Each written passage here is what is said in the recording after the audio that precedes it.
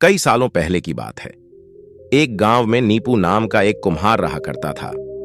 दिन में वह मिट्टी के बर्तन बनाता था और जो भी पैसे मिलते थे उनसे शराब खरीद कर पी लेता। एक रात वह शराब के नशे में अपने घर लौट रहा था। वह इतना नशे में था कि ठीक से चल भी नहीं पा रहा था। अचानक उसका पैर लड़खड़ाया और वह जमीन पर गिर पड़ा। जमीन पर कांच के टुकड़े पड़े थे, जिनमें से एक टुकड़ा उसके माथे में घुस गया। उसके माथे से खून बहने लगा।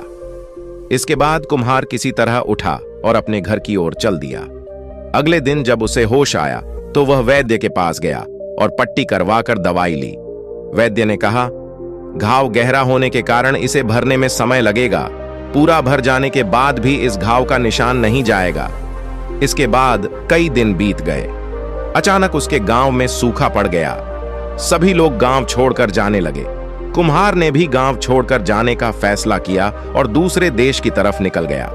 नए देश में जाकर वह राजा के दरबार में नौकरी मांगने गया। वहां राजा ने उसके माथे पर चोट का निशान देखा और सोचा, यह जरूर कोई पराक्रमी योद्धा होगा और दुश्मन से लड़ते समय इसके माथे पर चोट लगी होगी। यह सोचकर राजा ने उसे अपने दरबार में एक खास जगह दे दी और उस पर विशेष ध्यान देने लगे।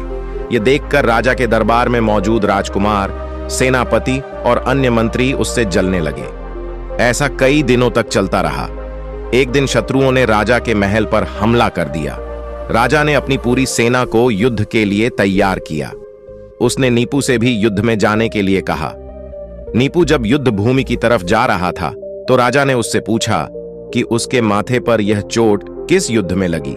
इस पर कुम्हार ने सोचा कि अब वह राजा का भरोसा जीत चुका है और अब अगर वह राजा को सच बता देगा तो कोई समस्या नहीं होगी। यह सोचकर उसने राजा ने कहा, राजन, मैं कोई योद्धा नहीं हूं, मैं तो एक साधारण सा कुम्हार हूं। यह चोट मुझे किसी युद्ध में नहीं बल्कि शराब पीकर गिरने के कारण लगी थी। कुम्हार की यह बात सुनकर राजा को बहुत गुस्सा आया। उसने कहा, तुमने मेरा विश्वास तोड़ा है और मुझे छल कर दरबार में इतना ऊंचा पद पाया है। निकल जाओ मेरे राज्य से। कुम्हार ने राजा से बहुत मिन्नतें की। उसने कहा कि अगर उसे मौका मिले तो वह युद्ध में राजा के लिए प्राण भी दे सकता है।